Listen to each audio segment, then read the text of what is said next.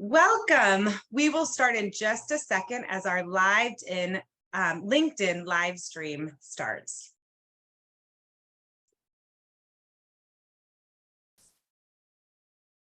Welcome to the Successful Learning, a deep dive into inclusive pedagogy hosted by Branch Alliance for Educator Diversity, or Branch Ed. My name is Kim Igwe, and I am the Professional Learning Manager here at Branch Ed. Thank you for joining us. We're honored to have each of you here today. We would love to know who's joining us. Please respond to the poll so we can know who's here with us today.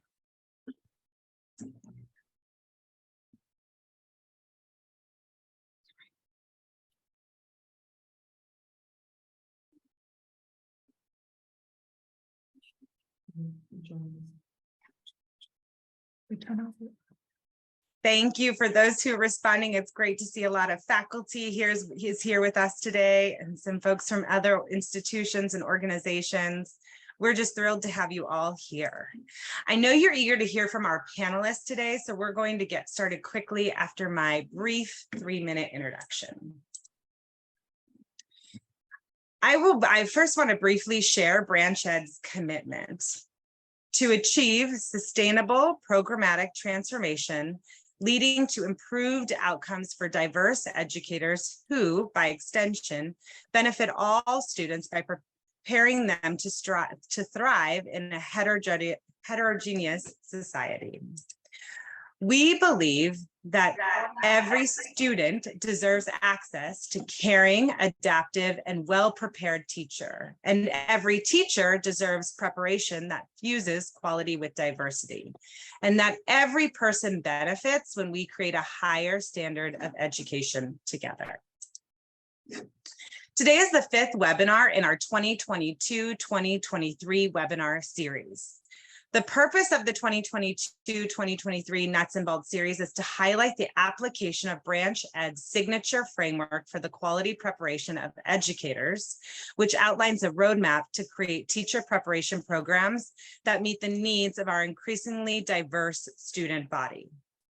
It seeks to build equity-oriented educator preparation programs that prepare educators to reflect, respect, and value of and refine the value of the diversity of America's PK through 12 school children.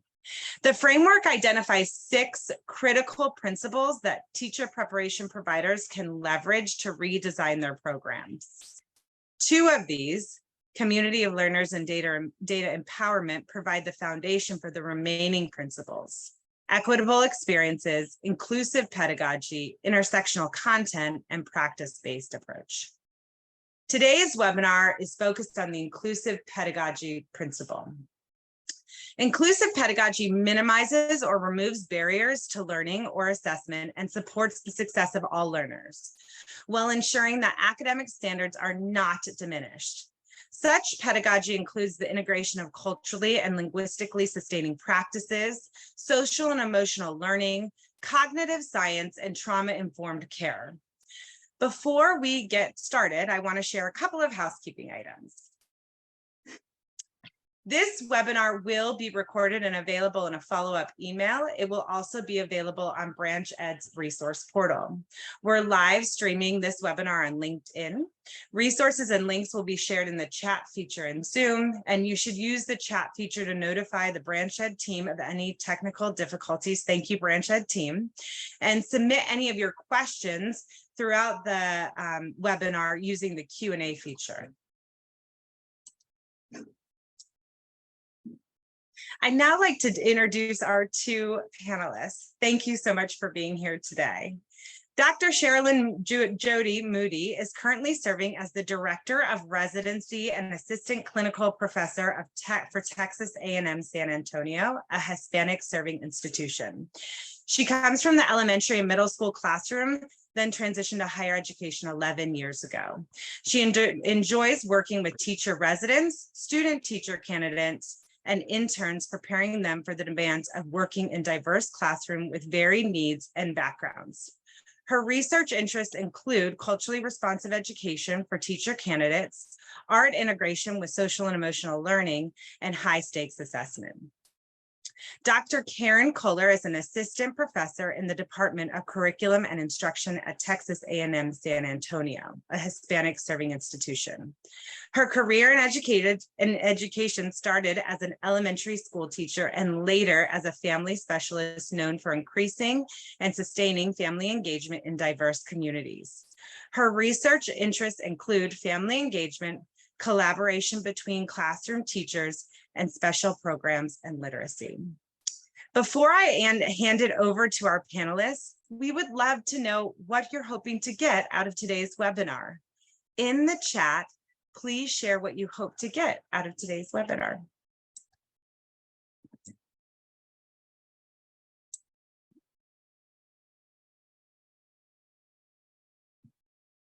Thank you for those of you who are typing that up right now in the chat.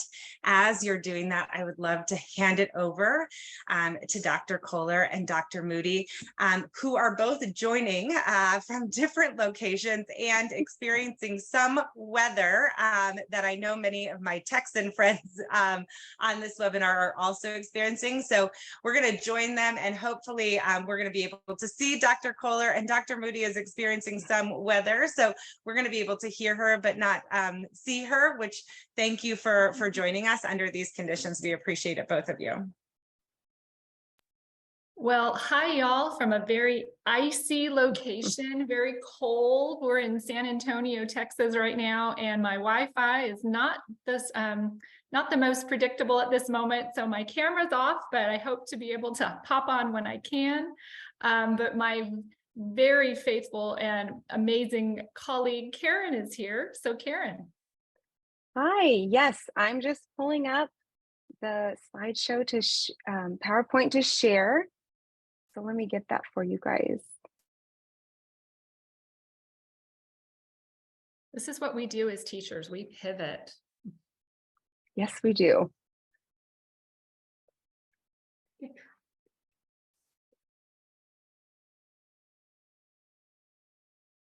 There we go. We're in business. Okay.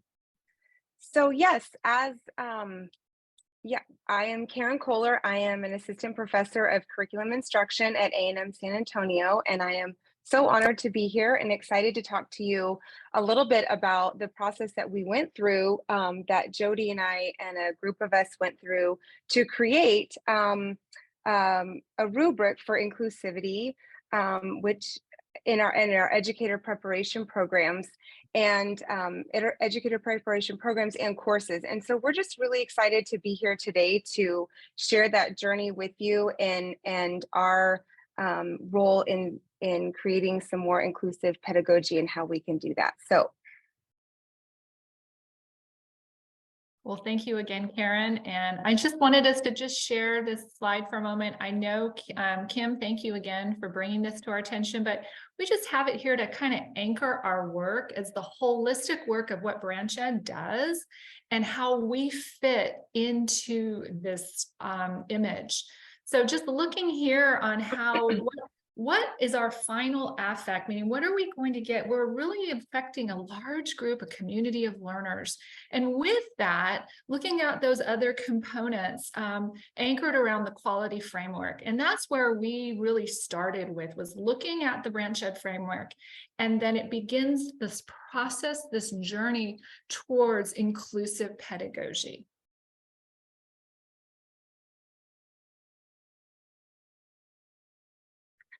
So, like I said, we wanted to share about how we went about creating this rubric for inclusive instruction in educator preparation programs. And this was really quite a journey. It took between a little over 6 months for us to create this rubric that we'll be able to share with you. Well, it's in the Branch Ed portal, and we'll be sharing it with you later today. But so the way that it started was Branch Ed worked with our educator preparation program leaderships at 3 different universities. And those folks were tasked, of course, with choosing the core team, which is where Jody and myself served. And there was two faculty members from each of the institutions. And we were tasked with going through this iterative process to come up with criteria that we thought was that we thought was inclusive, that met the task of having a rubric that was diverse, equitable. It was inclusive for not only an educator preparation program as a whole, but also could be applied to individual courses within an educator preparation program, and even really education courses. So that was kind of our core team. There was, like I said, 2 of us from each of 3 different universities in Texas as well as California. And then after we created the rubric, and there's an implementation guide that goes with it, we then sought out our critical friends from our different universities. And this to me was an essential step, because it allowed our friends that were from diverse. I identify as, a white, cisgender, female.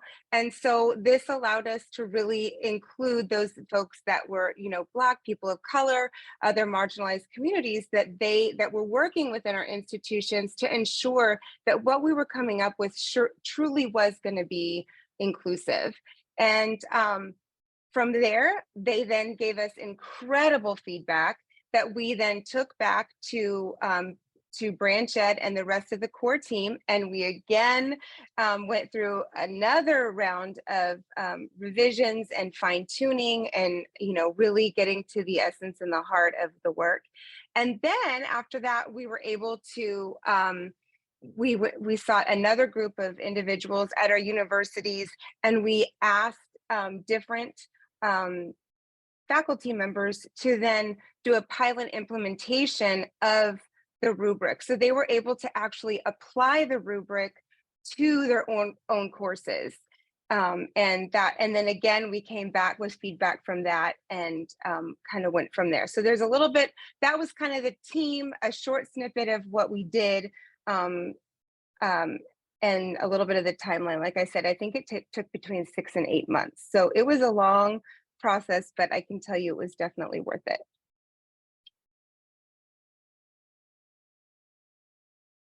So one of the things that Jody and I thought was important to include today was this commitment to inclusive pedagogy that the core team members initially agreed to. And we thought that this would be something that each of you that are attending today might be able to also think about. How are you committing this in your classrooms, in your educator preparation programs, in your role that you are in education? So all the things that we did is something that I think us as educators, in creating this rubric, that us as educators are constantly trying to do. How are we, combining quality, diversity in our education period? Are we committed to equity, inclusion? And I think, as we go through and answer these questions, these are things that really get to allow us to provide inclusive pedagogy. Are we understanding how we can close that loop? Do we understand data empowerment? All these things, of course, if you've been attending anything with Branch Ed, that we're living and breathing and trying to do and wrap our heads around it every day. And then really view change through the lens of improvement rather than compliance or extra work. And I think that's a very important point, because sometimes we can get so lost in, are we checking the boxes? Are we, or are we doing the right thing because we want to improve? Or are we doing the right thing because somewhere some policy says we have to? And so I think that it helps. I can speak for myself that it helps me personally to know that I'm doing this because I love the work, because change is important, because inclusive pedagogy is evolving and it's changing. And if we are up to meet the task of improvement, then it just feels better. And I'm all about that. And then, of course, being collaborative in our relationships and with openness and honesty. And I can tell you that through this process, we did have a lot of very open and honest, we had very critical conversations about the work. And I can tell you that all of us really, truly poured our heart and soul into this rubric. So we're hoping that you will be able to take it back and use it. So like I said earlier, this rubric, it was across a couple of states, across disciplines, it was really great to work with people in different capacities in both in Texas and in California. Um, so we had leadership was represented, individuals from the counseling, teacher education, curriculum instruction, and I might be forgetting some, but it was across disciplines and across demographics. We were all, of course, in different states, serving different populations, but all diverse.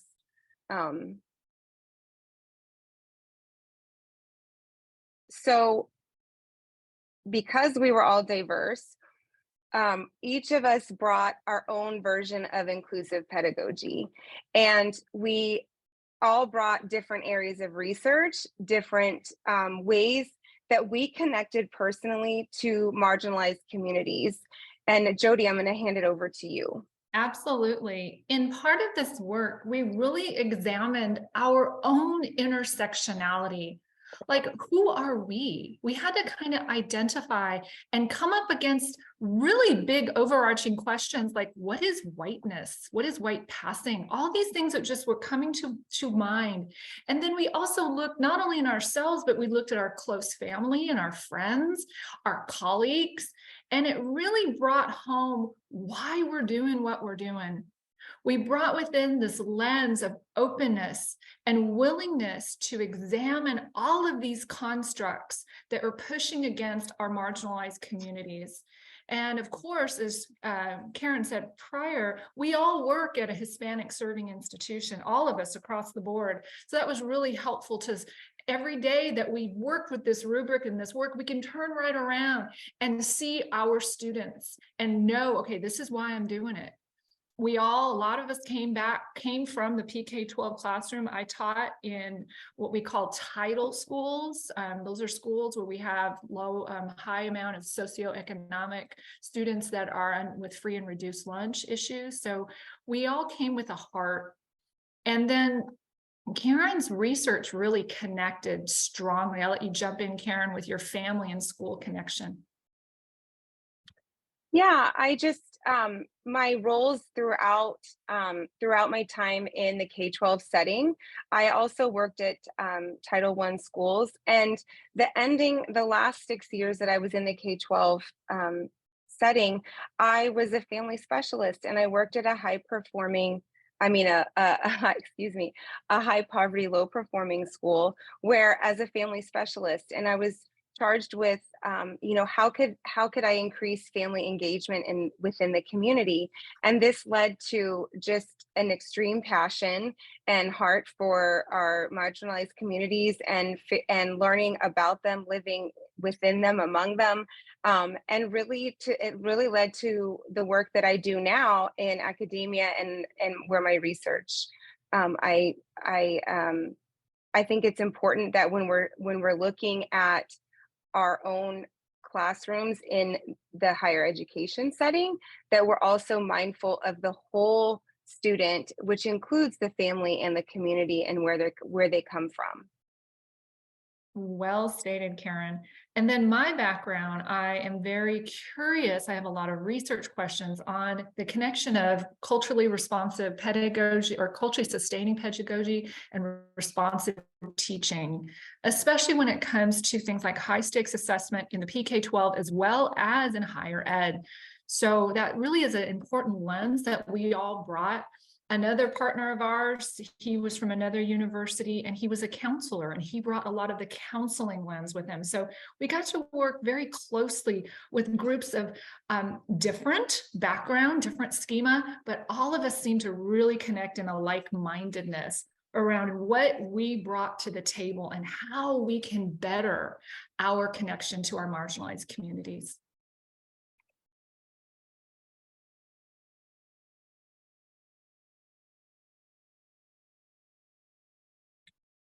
Okay, so some of the things and the overarching questions around inclusive pedagogy, and Jody, jump in at any time.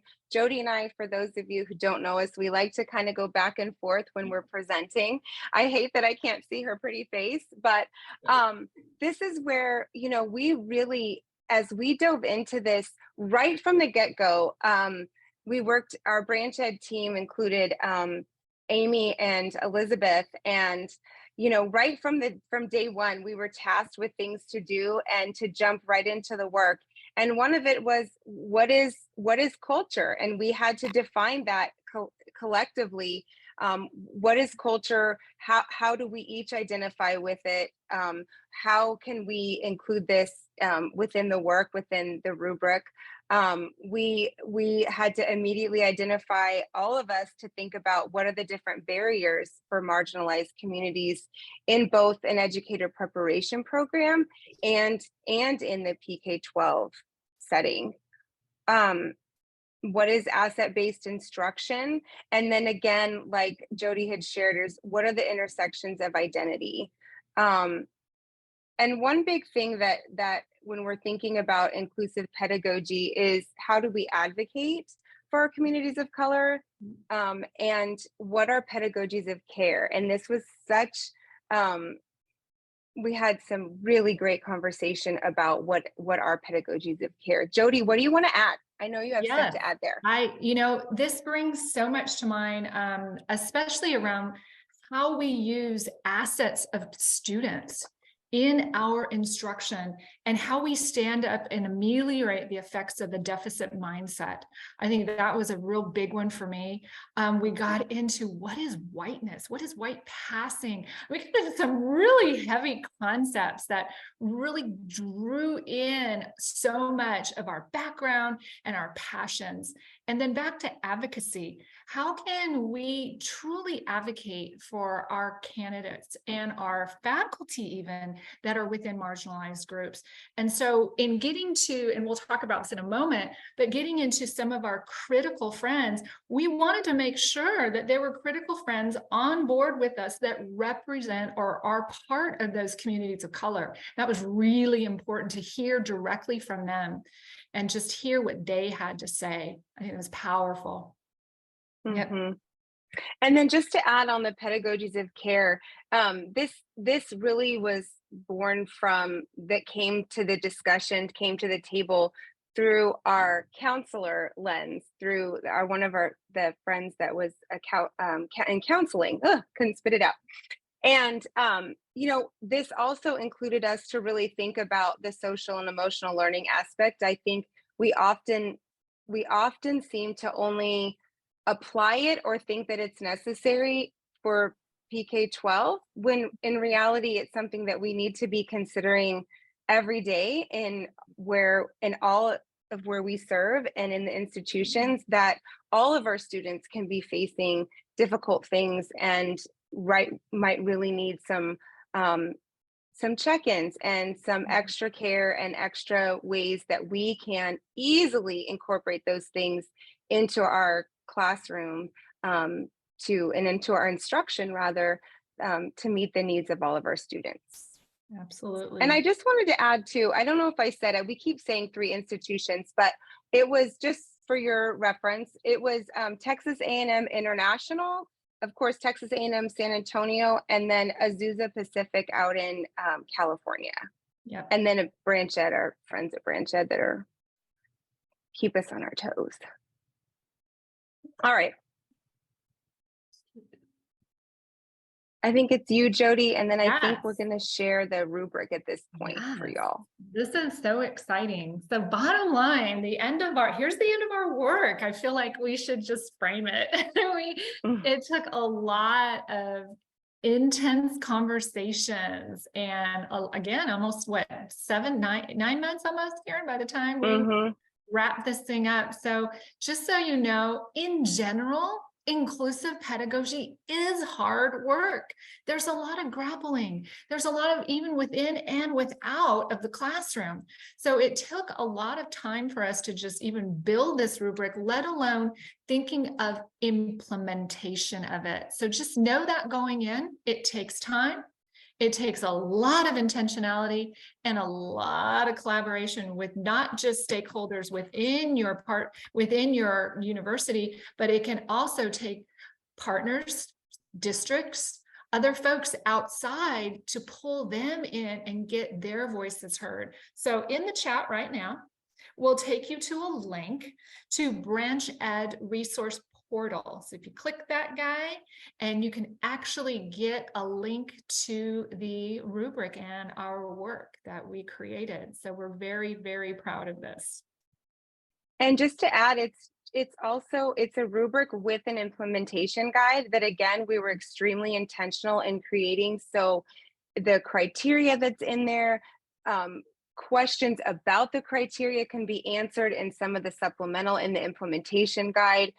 Definitions are included in there. So I really encourage you to take a look at that now or sometime in the near future, and really see how you can all apply it back in your own institutions and in your own work.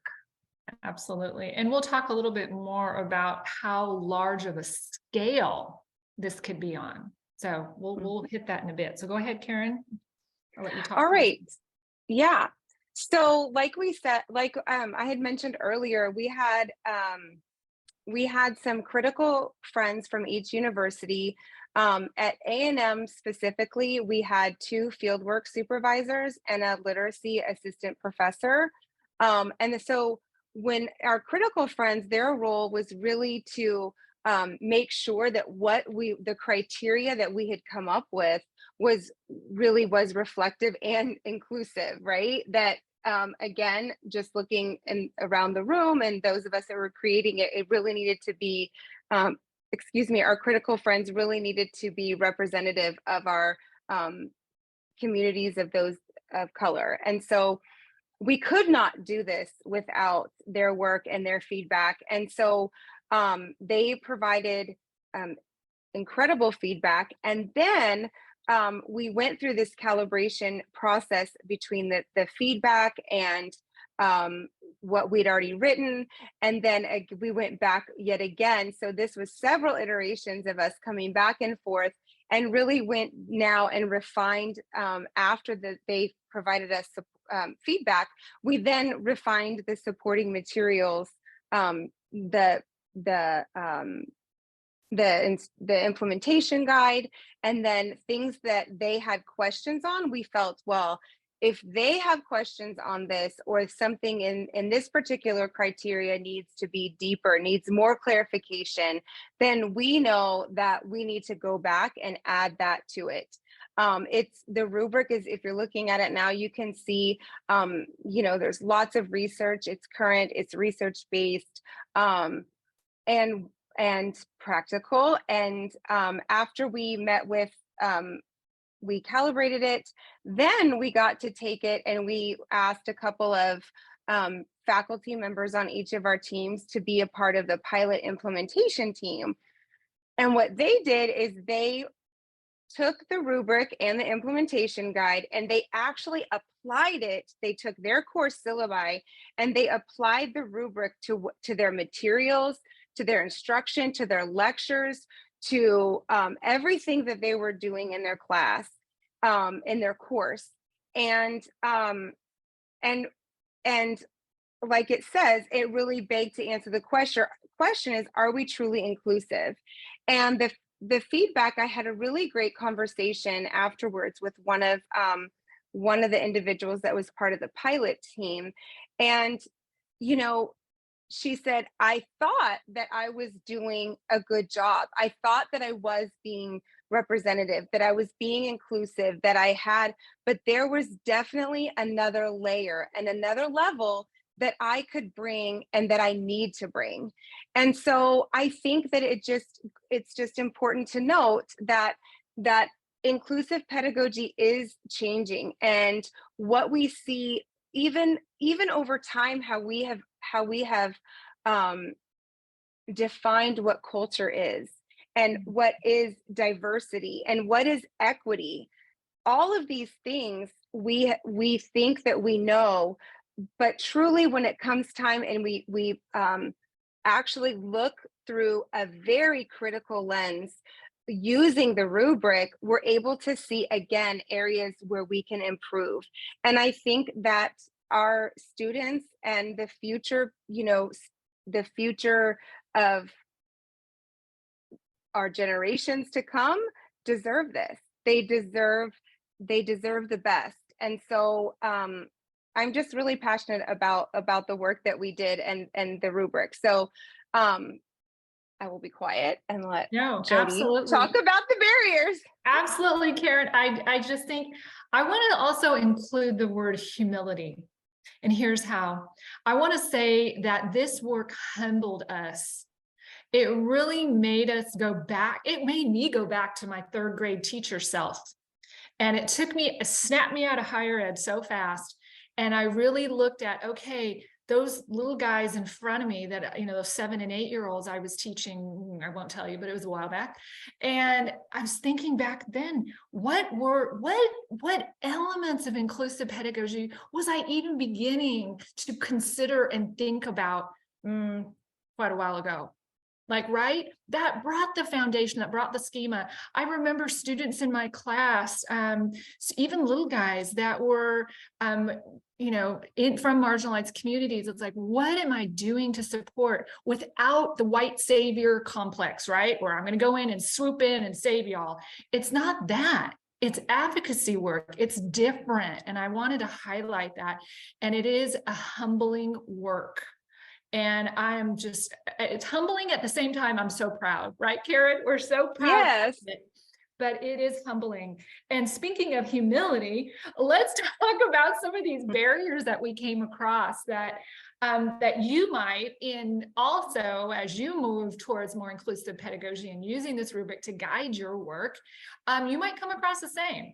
So one area is like, all right, we got this rubric. Where do we go from here? What do we do? Who do we go to? Who do we take it to?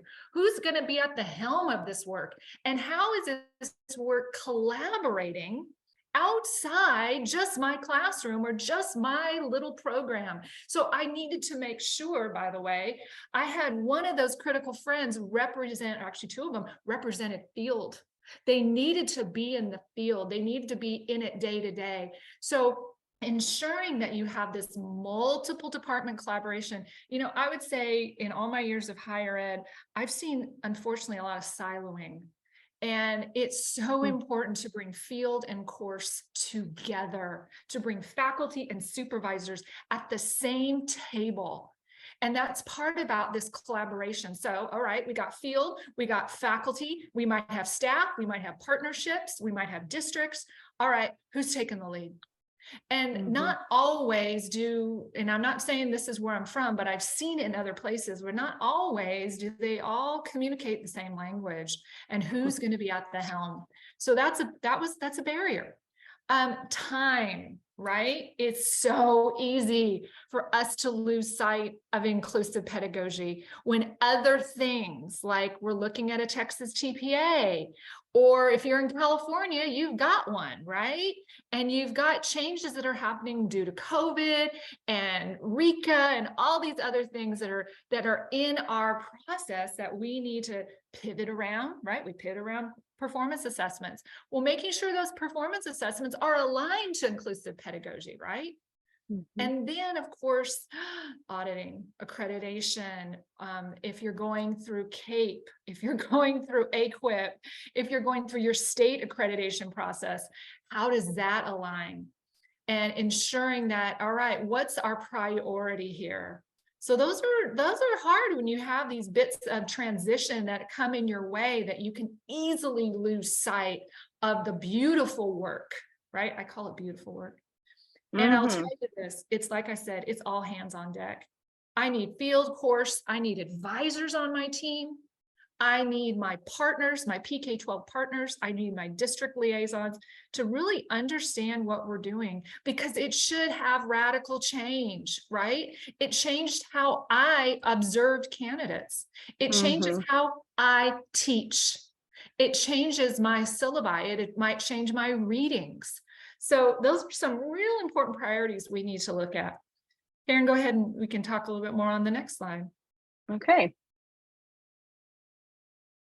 So with those barriers, woohoo, right? We're going to look at Yes. some joyful outcomes. I think one of the greatest joyful outcomes is awareness. I think by far our personal awareness and our personal passion, you can hear it in Karen and I's voice. You know that we are on this, and we are constantly looking and seeing and or not seeing inclusive pedagogy through that lens. So how is this influencing, and I'll Karen speak to this, how did this influencing your degree plans, right? How did that influence you, Yeah. Karen? So we were at a unique position at A&M San Antonio, where we were going to be redesigning and coming up with our new EC through 6 degree plan.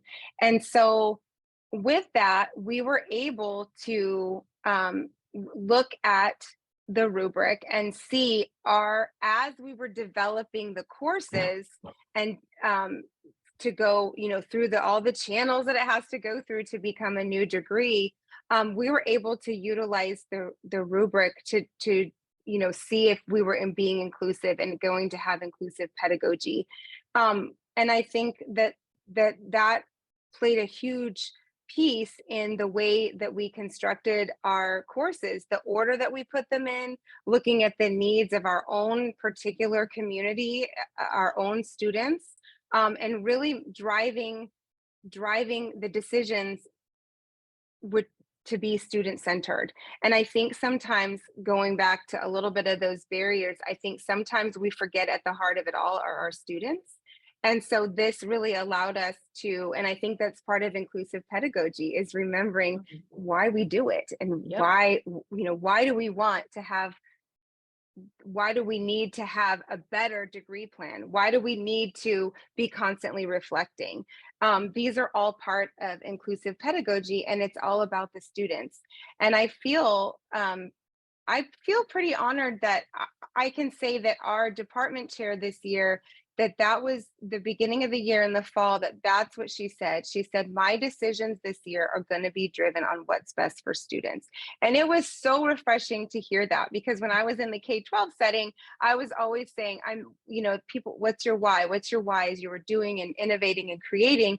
And it was always it's about the itty bitties, right? It's about the little guys. And so now, fast forward 20 some years later, I get to work with individuals who have a desire to have inclusive pedagogy, and they are leading the charge by saying it's about the students. And you cannot have one without the other. You can't have inclusive pedagogy without having a servant's heart, and also keeping it to be student centered.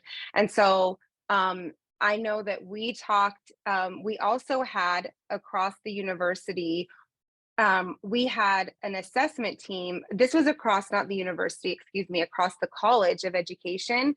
And there was a committee of us that worked together on the assessment committee. And this was really about what were the benchmarks and milestones that we were going to meet within each of our programs.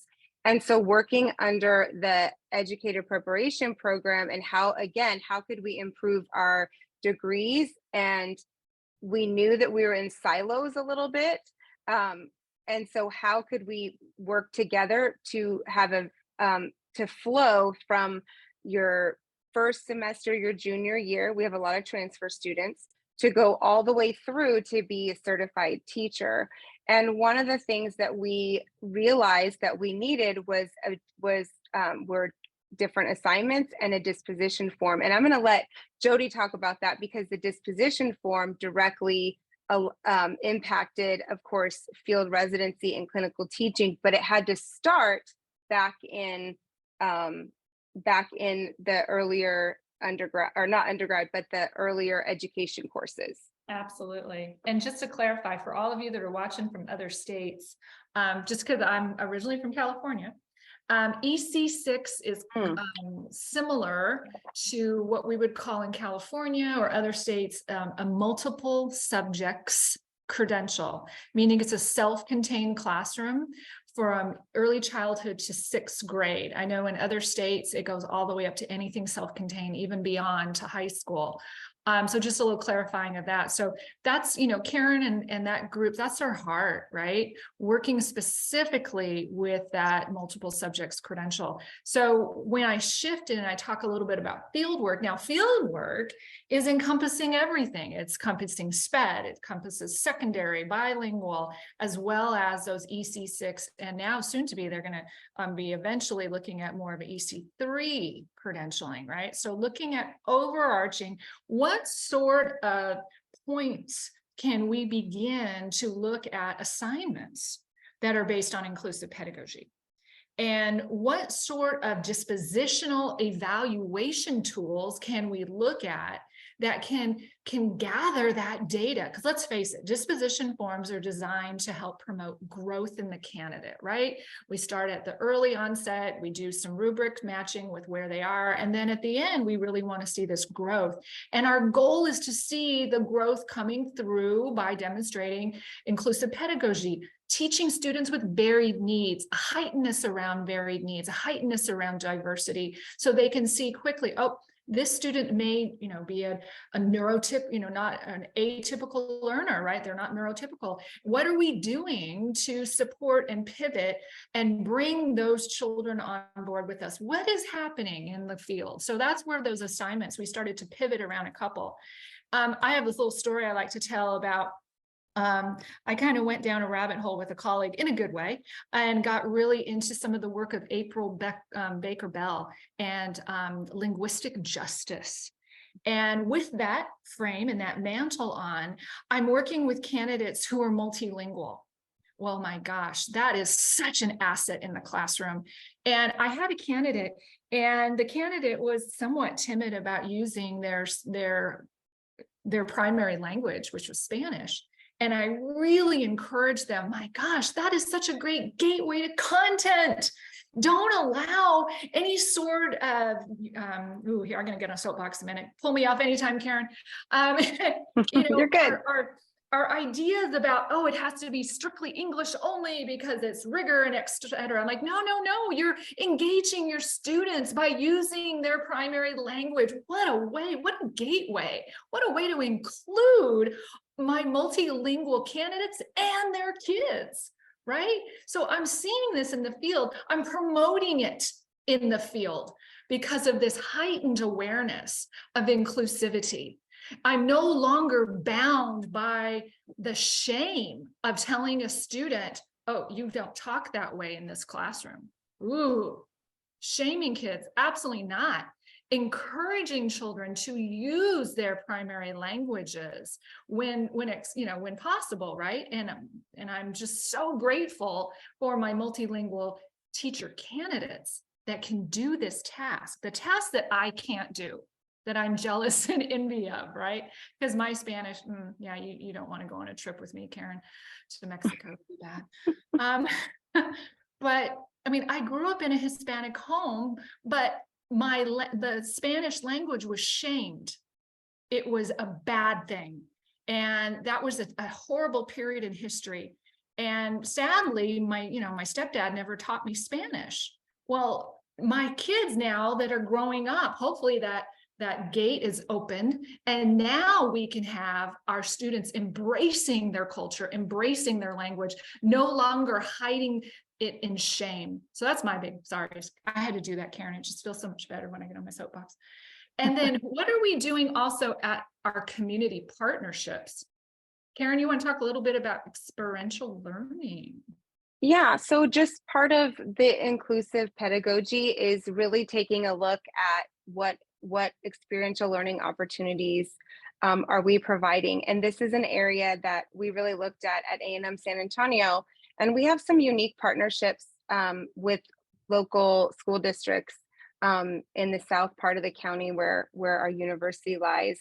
And part of our mission of the university is to serve this South Bear County.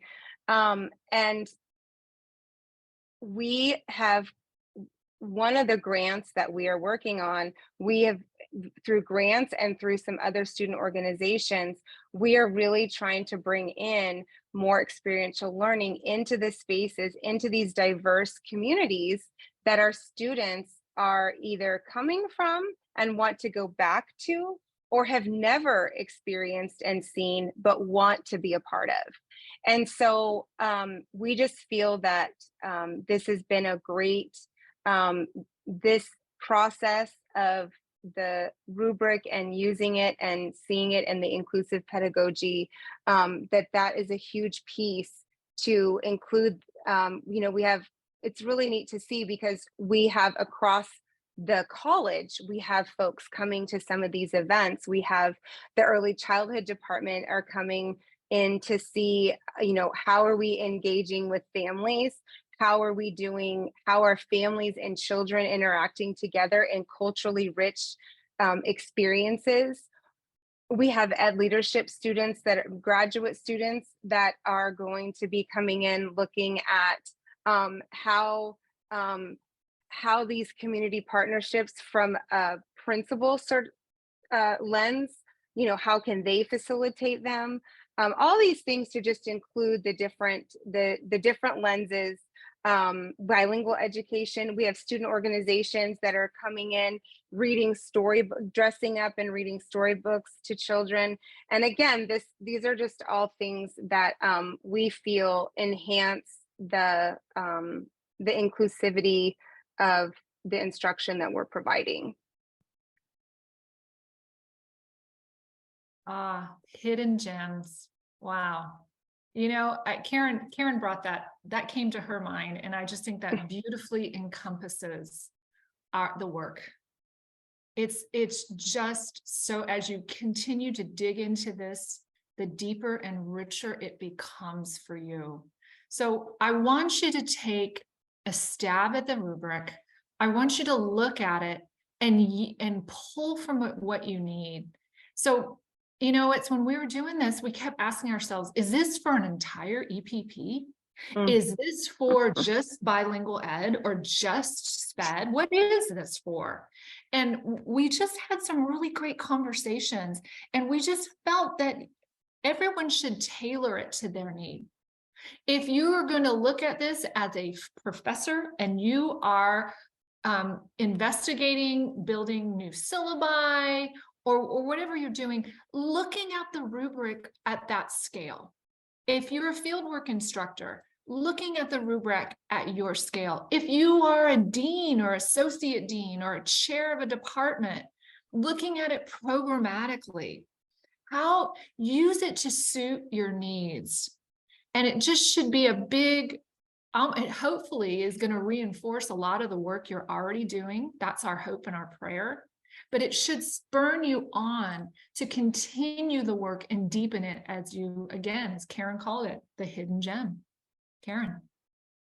Well, yeah, we just feel that this, obviously we're a little biased because we were part of creating this, but I just really think that, we've had conversations, and this is, I hate to even admit this, but we've had conversations about, okay, how are we how are we being inclusive, and what do we need to do? And we're like, we've got this amazing rubric. It's at your fingertips and you can use it. And I know that each of you in your spaces, I really do challenge you, or even right now, we have a few minutes, I think, that maybe, look at it if you haven't, to see how you, like Jody said, how can you use this, whether it's the entire program at the program level, or is it really at your own courses? And I think at the minimum, you can use it to see, are your own courses, are you being inclusive, down to, the materials, the topics, so on and so forth. And so we just really are proud of the work that we did. And I do believe that this rubric and implementation guide is one of Branch Ed's hidden gems that we would just encourage you to look at. Absolutely. And with that, we're going to take any questions you may have. I was going to let everybody know my video should be fine if you want to put my face back on, but I don't know if you can. You can at least see me. I can wave at you. And I'm going to stop sharing and let Kim take over, right? It's your Yes, turn, Kim. thank you. Thank you. Dr. Kohler, Dr. Moody, thank you so much. We'll work on the back end to make sure your video, you're able to come back on camera because we would love to see you. Thank you so much for sharing about the process of creating the rubric and sharing the rubric with us. As folks use the Q&A box to put in their questions, so you can use that, all of our viewers, you can use that Q&A box to put any questions you have on the process, on the rubric itself, anything you have for Dr. Kohler and Dr. Moody. I want to just get us started with you. At the end, you talked a bit about how you can use this in your own practice, whether at the course level or the program level. Can you talk a little bit more? Because as I looked at the rubric, it's large. There's a lot there. And so if I'm new to this work or I'm interested in this work, but I'm not sure where to start with the rubric, what would you suggest the approach someone take to diving into all of those criteria? And is it an all or nothing? Like, how would you suggest starting the work? Well, I'm back. There I am. I am a Yay! person. I'm not just a floating voice. Now I'm a floating head. So at least you get to see the head. So really good question is like, first of all, I look at my role, like where is my impact? Am I a PK-12 teacher? Am I a fieldwork instructor? Which, by the way, I have a special guest with me. I don't want to like scare her or anything, but she's a critical friend who is actually with me, and she served on the team. So she's in the room. So if you have a question for a critical friend, I've got her here as well. But back to the role. So you're looking at your role, you look at your own impact on what's in your capacity you can do, and don't be overwhelmed by the rubric either. I think I personally like to just start with a couple of the domains that are there or the criteria that are there and begin to just look at it and kind of just start going through it and saying, okay, what do I want to emphasize? Do I want to explore identity? Do I want to encourage praxis? I mean, there's all these other very specific things that we can look at. I mean, don't be overwhelmed with all of it. I would take it in pieces personally and begin to ask myself some really important questions. Again, it brought us to what is identity and some really big things. And we have some great research in there from some wonderful folks that have been very, very helpful. So that would be my suggestion. Karen, you want to add? Yeah, that's exactly what I would. But it does also kind of talk you through, how to even gather your materials and different things. But I think, it's a process. And I think we have to remember that you're not going to have everything all at the same time, all at once. And so taking between, as Jody shared, taking whatever your role is, because there's several different roles, that we all bring to the table. So are you going to look at it through a program lens? And then once, or you as an educator preparation instructor, then however you're going to look at it. And then I would choose either going a criteria that you feel the least comfortable with, because that's going to really, and some of these things are going to push you out. Like you're going to be like, I'm not sure I know what that means. I'm not sure, how I can do that. But it'll walk you through it. So choose either the one that you're most uncomfortable with, or that, you feel that maybe your program or your course needs the most, room for improvement, or choose one that speaks to you. Just choose an area that simply speaks to you, or that you think that you have nailed down, and let's see. Use the criteria to see if it does. And then if you look on page, it's on page 7. It actually tells you if you're looking at it from the program level or at the course level. And if you take a peek at that, it even tells you kind of what to do. So you know, whether it's if at the program level, obviously you're going to want to gather a team because you're going to be looking at a lot more data across a larger group of individuals than just looking at your own. You're going to be looking and pulling your own artifacts, your own materials and assessments, student work, syllabi, and things like that. So you're going to gather that, and then it just you can look at it, but it does tell you how to go through it, and then if there's anything that you don't know or don't know the meaning of, if you look, there are different definitions throughout that we worked together to come up with some of these different definitions, because we wanted to ensure that we were hitting all of the different areas, and just all of the different areas and different little niches that could be within one criteria or even one definition. I mean, the one that popped up a lot was pedagogies of care and asset-based partnerships. Boy, we needed to get what I mean, we're like, what does this mean? I mean, I can tell you my definition, but then we started to dig into the research and like, there's some big ahas.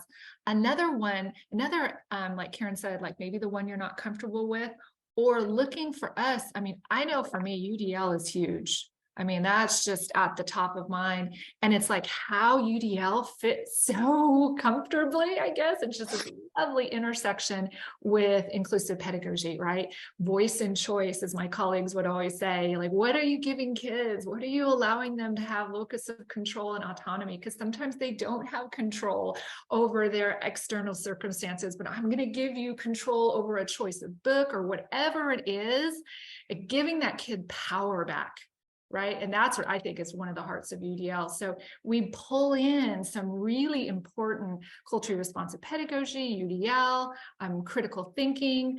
And it's just, again, looking through there. Again, if you wanted to see, for example, pedagogies of care, go to criterion 8. And it will even give you some citations. So we had some wonderful experts that were popped in. Karen, that wasn't one of mine, I know, because I learned a lot from y'all. I was more, I think I did a lot of work around UDL.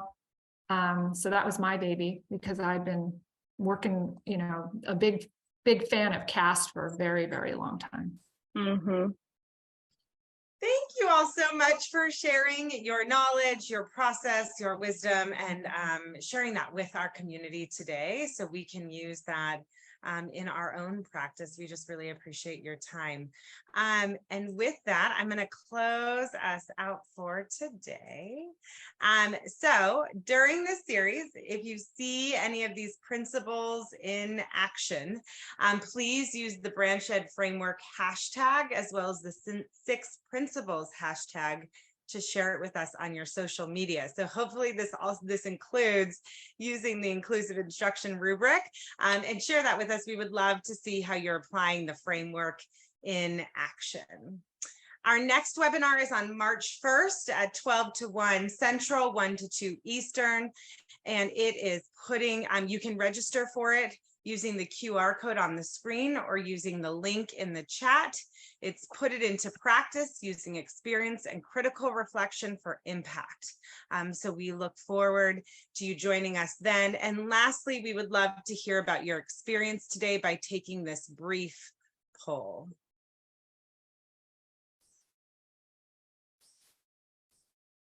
Thank you so much for sharing your experience and your experience and your time with us today. Again, Dr. Kohler, Dr. Moody, thank you so much for being with us today and sharing the inclusive instruction, this hidden gem with us today that we can use in our own practice. We just really appreciate that time. Thank you so much, y'all. Have a great day. Thank you. Thank you.